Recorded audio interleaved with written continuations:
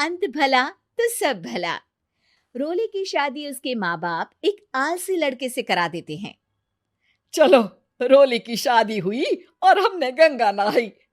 और क्या, बेटियां तो होती ही हैं बोझ। हाँ, पर अब क्या चिंता, उतार तो दिया बोझ तुमने, अब वो लोग समझे। ससुराल में रोली का पति कहता है, देखो, मैं कोई काम नहीं करता, ये बात तुम्हारे मम्मी पापा को बता दी थी मैंने।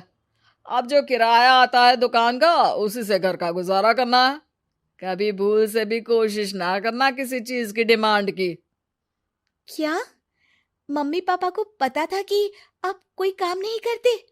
और क्या, बड़ा अच्छे से पता था। उन लोगों को तो तुम बोझ लगती थी, बोल रहे थे कि बस शादी कर लो और कोई मतलब नहीं है। रोली को यह सुनकर बहुत गुस्सा आता है, लेकिन करती भी तो क्या, क्योंकि वो जानती थी कि उसके माता पिता ऐसे ही हैं। जैसे तैसे रोली दिन काट रही थी। रोली को एक प्यारी सी बेटी होती है। धीरे धीरे वो बड़ी होती है और उसके साथ उसकी जरूरतें भी बढ़ती जाती हैं। सुनिए जी, अब तो सिमी बड़ी हो रही है, उसका स्कूल में दाखिला कराना है। मैंने अब तक तो जैसे तैसे समय काट लिया, लेकिन मैं बच्ची की परवरिश में कोई कमी नहीं रखूंगी। अरे क्या है यार, अब तो लगता है कोई ना कोई काम ढूंढना ही पड़ेगा। अब पति रोज काम की तलाश में जाता और बिना किसी काम के वापस आ जाता। रोली समझ जाती है कि पति के अंदर अब काम करने की क्षमता नहीं है। वो बेटी को उच्च शिक्षा देने के लिए कुछ करना चाहती थी, लेकिन करती तो क्या करती।